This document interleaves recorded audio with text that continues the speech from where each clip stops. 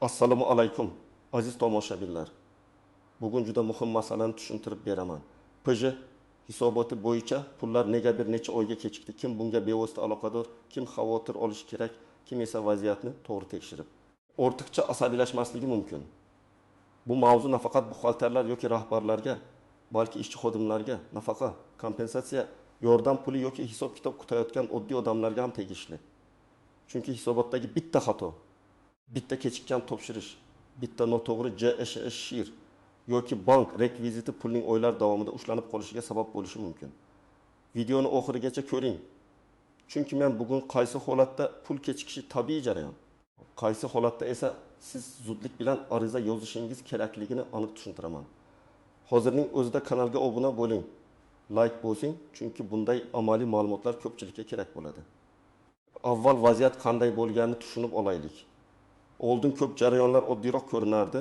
Tashkilot hisobot topshiradi, mas'ul idora uni qabul qiladi, keyin tegishli hisob-kitoblar amalga oshiriladi. Odamlar ham ko'pincha shunday o'ylaydi. Men ishladim, men ro'yxatda borman, demak pul avtomatik tushishi kerak. Lekin amalda tizim bundan ancha murakkab.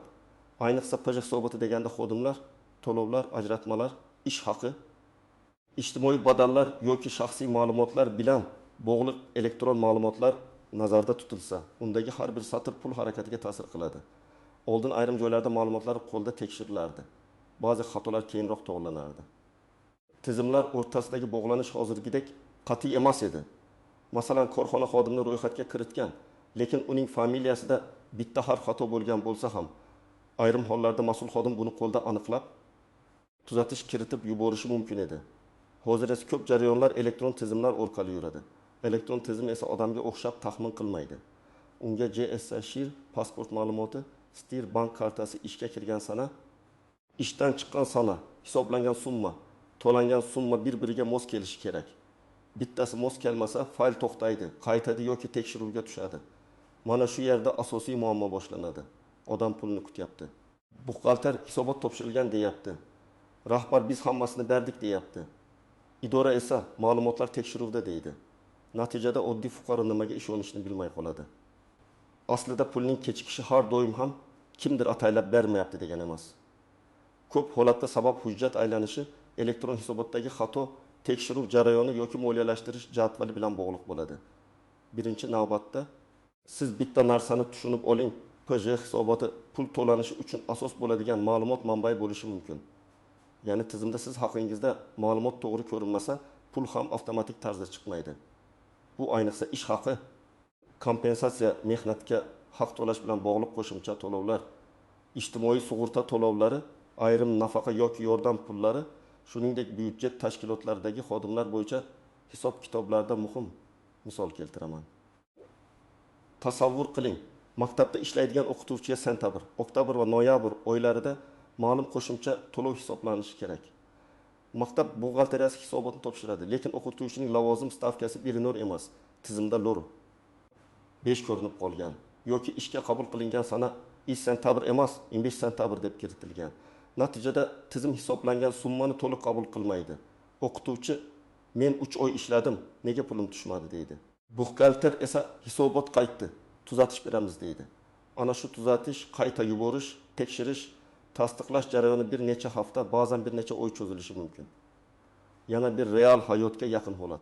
Korxonada 7 nafar ishchi bor. Ulardan 38 nafarning ma'lumoti to'g'ri, 2 nafarning JSH raqami noto'g'ri kiritilgan. Elektron tizim butun hisobotni qabul qilmasligi yoki xatoli xodimlarni ajratib qo'yishi mumkin.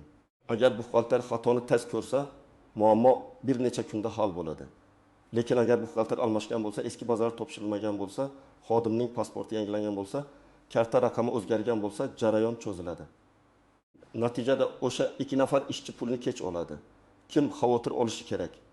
Birinchidan, 3 oy yoki undan ko'p vaqt davomida pul tushmagan, lekin ish joyi yoki mas'ul tashkilot tez orada bo'ladi deb aniq hujjat ko'rsatmayotgan odamlar. Ikkinchidan, hisobot topshirilgan yoki yo'qmi? Shuni tasdiqlovchi ma'lumotni ko'rmaganlar.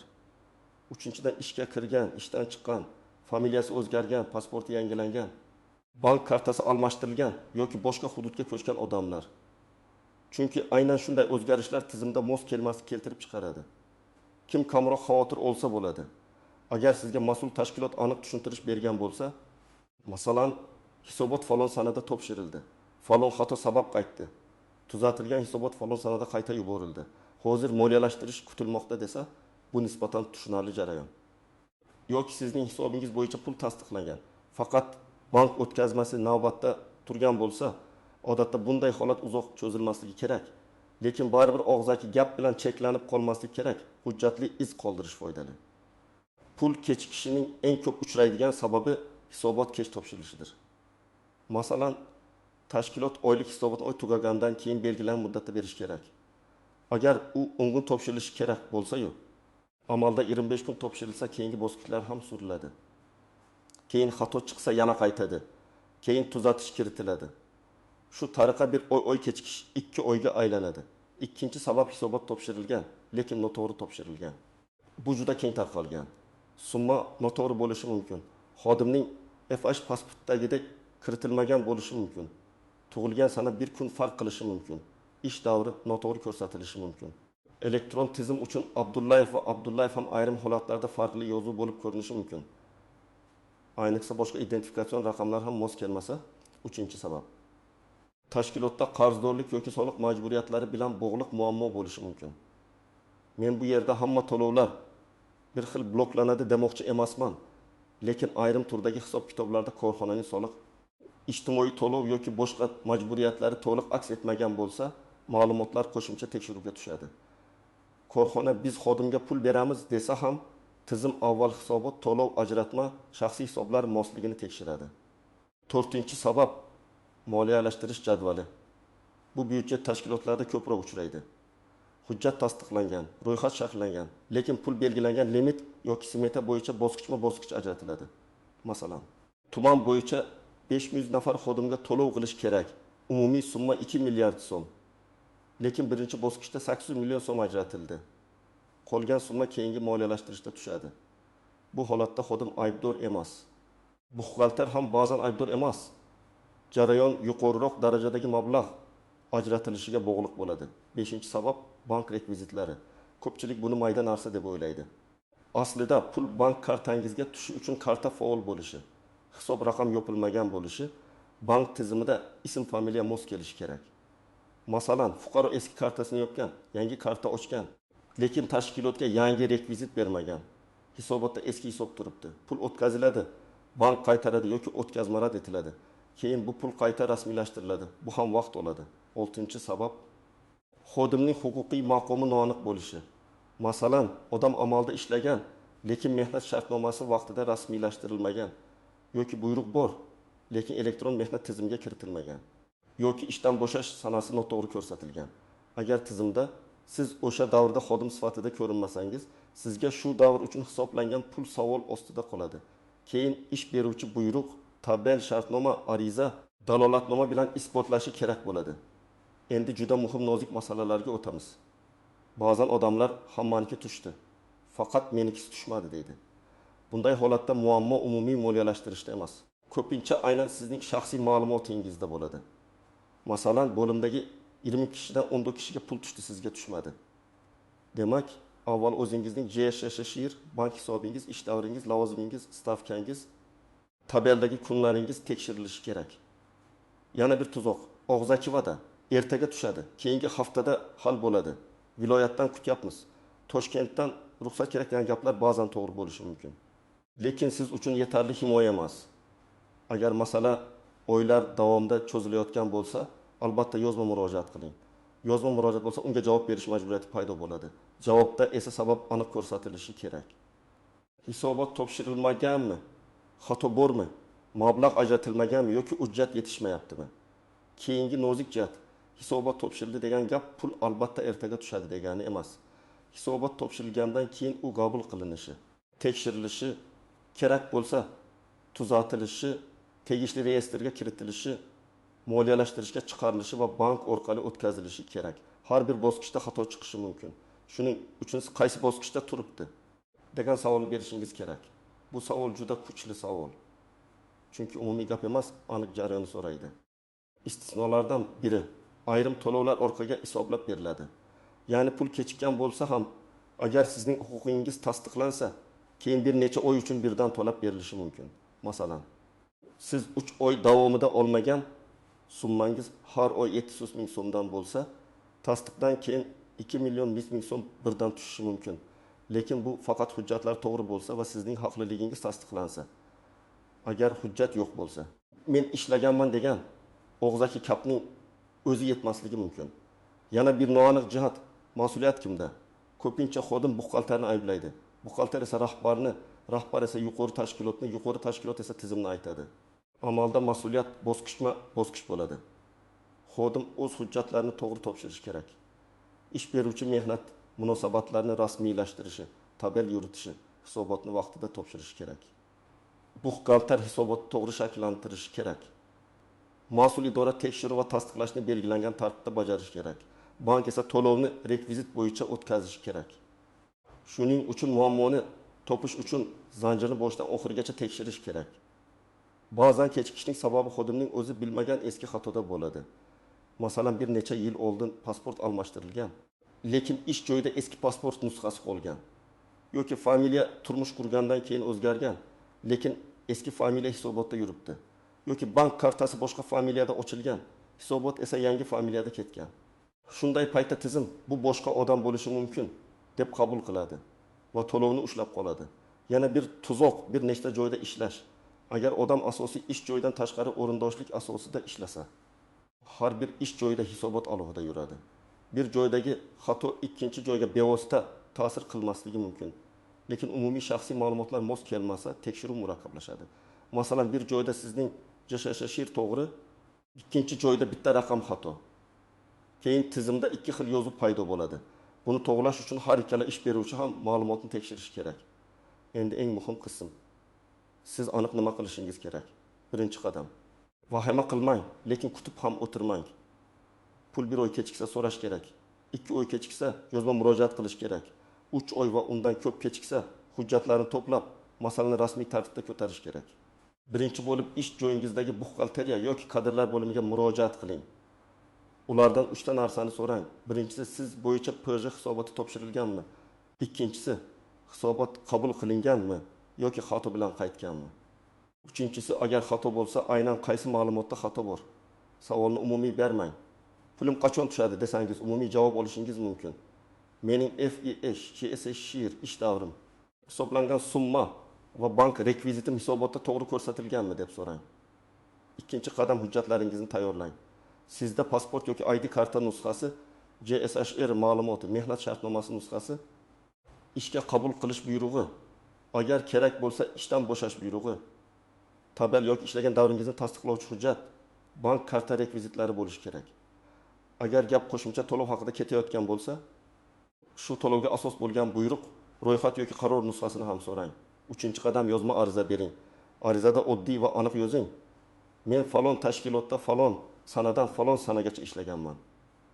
Falon oylar uchun menga tegishli to'lovlar kelib tushmagan.